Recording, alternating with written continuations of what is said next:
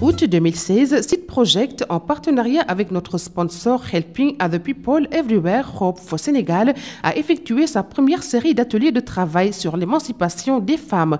Les experts en leadership, violence contre les femmes, santé féminine, entrepreneuriat et acceptation de soi sont venus s'adresser aux Seed Girls. Parmi les oratrices, nous avons compté Ramatoulaye Sy, Seed alumni, Mariam Diop, avocate des droits humains, Yacine Fall, ministère de l'Éducation, Solange Ndir, Sonatel Orange, Fama Diouf, RTS 1, Awa Traoré, Corps de la Paix et Oulimata Sarr, conseillère économique régionale à ONU Femmes. Pour clôturer les ateliers de Workshop Series, un dîner a été offert en l'honneur des Seed Girls et de leurs parents. Ce fut l'occasion de leur décerner des diplômes de participation en présence du staff de Seed Project et des experts qui animaient les ateliers. Permettez-moi tout d'abord de remercier les initiateurs de ce programme qui a pour objectif de capaciter nos enfants. Et à travers cette capacitation-là, nous nous rendons compte qu'elles vont s'inscrire droit au but dans la mission qui leur est impartie. Nous remercions vivement Seed Academy parce que depuis la mise en place de cette association, on s'est rendu compte que nos enfants ont performé dans le domaine scolaire. L'avantage de Seed, c'est qu'on met en avant d'abord les études avant de parler de sport.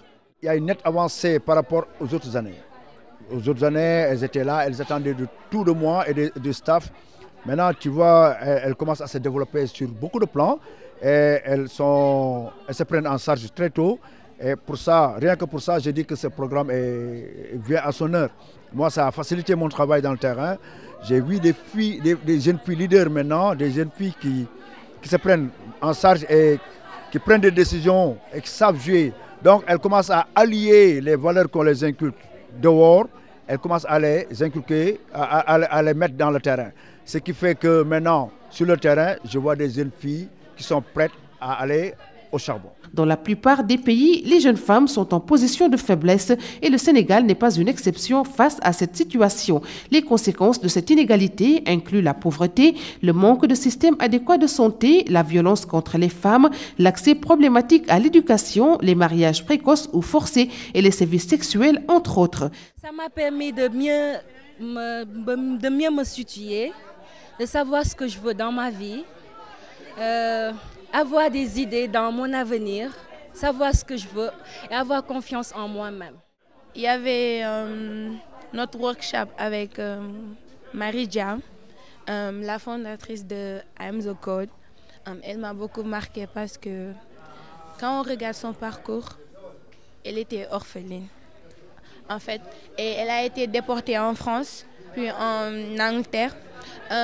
Mais avec tous ces problèmes, elle a su surmonter, elle a su faire de sa vie quelque chose qui est utile. Par exemple, elle aide les jeunes filles à coder et son objectif c'est d'ici 2030 d'avoir 1 million de women qui savent coder.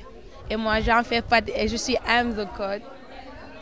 C'est pour inverser cette tendance que Seed Project s'est engagé aux côtés des jeunes filles sénégalaises pour leur offrir toutes les chances de sortir du lot.